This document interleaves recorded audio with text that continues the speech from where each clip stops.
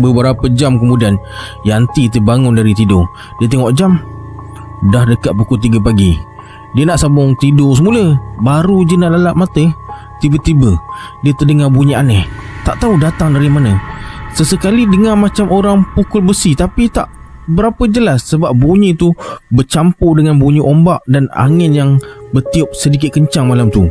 Yanti sambung tidur semula. Namun beberapa saat kemudian dia terjaga. Kali ni ada bunyi lain yang